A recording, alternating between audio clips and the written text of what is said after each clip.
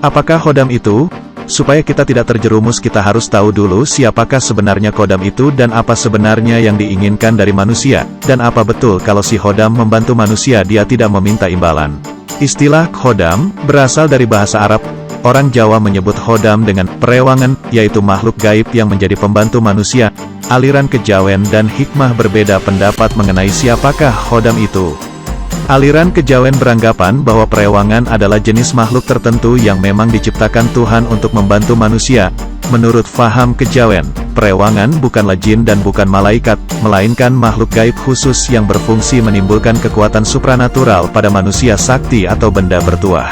Sedangkan aliran hikmah yakin bahwa khodam sebetulnya hanya julukan bagi jin atau malaikat yang membantu manusia. Pendapat ini setidaknya berdasarkan dua alasan sebagai berikut. Pertama, khodam dalam bahasa Arab berarti pembantu, penjaga, atau pengawal yang selalu mengikuti. Dalam bahasa Arab, pembantu rumah tangga, sopir, tukang kebun dan bodyguard juga bisa disebut sebagai khodam.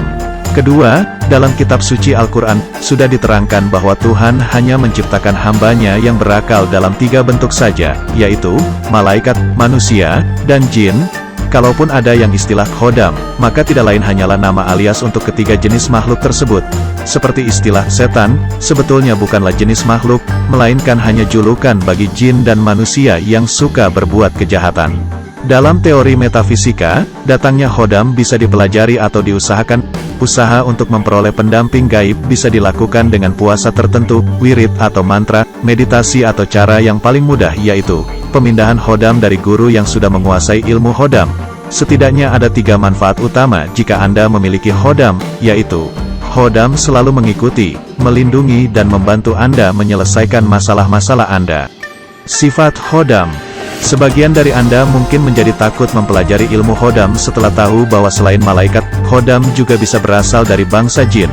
Namun, ketahuilah bahwa jin yang menjadi khodam sifatnya sangat berbeda dengan jin pengganggu yang Anda khawatirkan. Jin yang menjadi khodam bersifat pasif dan tidak memiliki nafsu seksual. Dia tidak bisa mempengaruhi pikiran Anda, dan tidak bisa menampakkan diri. Penampilannya pun dalam bentuk yang indah dan sopan. Umumnya khodam tampil dalam bentuk laki-laki berpakaian serba putih dengan wajah yang tampan. Meskipun khodam selalu mengikuti Anda, dia tidak akan berkomentar apapun tentang tindakan Anda. Khodam juga tidak bisa berkomunikasi dengan Anda, kecuali Anda sudah mencapai ilmu khodam tingkat tinggi dan Anda ingin melihat sosok khodam. Jadi intinya, meskipun ratusan khodam mengikuti Anda tetaplah diri Anda yang merdeka, boleh melakukan apa saja sesuka hati. Anda tidak perlu takut dengan khodam karena khodam sepenuhnya hanya akan membantu Anda tanpa minta imbalan dan tidak mengganggu. Khodam ilmu, Qorin. Khodam ilmu adalah khodam yang bertugas untuk menjaga, melaksanakan, menyatakan dan memperkuat sebuah ilmu tertentu, sehingga ilmu tersebut bisa berfungsi secara maksimal. Hal ini banyak terdapat dalam ilmu-ilmu atau ajian kebal dan lain-lain. Yang ada hubungannya supaya kita sakti, supaya kita kaya raya atau bahkan untuk pengobatan atau orang menyebut perdukunan.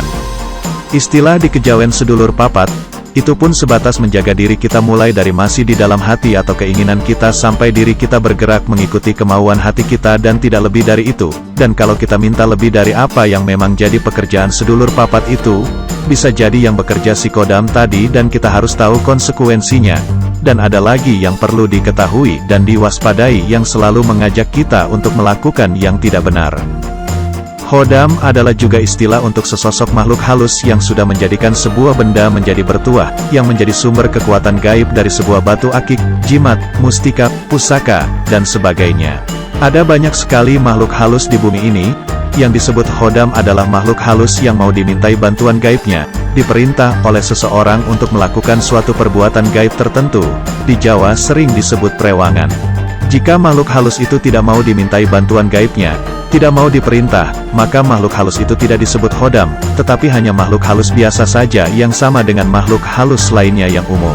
Dan sebuah benda disebut berkhodam jika makhluk halus yang berdiam di dalamnya mau dimintai bantuannya, diperintah untuk melakukan suatu perbuatan gaib tertentu atau bendanya memberikan tuah kegaiban tertentu bagi pemiliknya, pemakainya.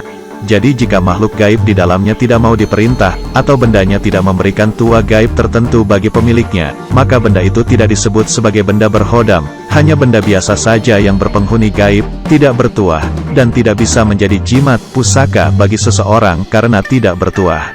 Makhluk halus Khodam bisa adalah Khodam jimat atau pusaka, Khodam ilmu, pendamping, bisa juga makhluk halus yang dipanggil datang, dihadirkan, ilmu hadiran, untuk diperintah melakukan suatu perbuatan gaib tertentu.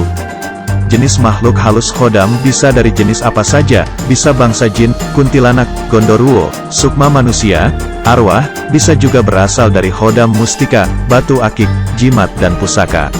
Makhluk gaib Khodam bisa berdiam di dalam sebuah benda gaib, bisa juga menjadi Khodam manusia dengan cara mendampinginya atau masuk ke dalam badan, kepalanya, atau didatangkan, dihadirkan, untuk diperintah melaksanakan tujuan dari ilmu gaibnya, seperti untuk ilmu keselamatan, kekuatan, kekebalan, kesaktian, pelet, santet, guna-guna, pengasihan, penglaris dagangan, pesugihan, penundukan, DSB.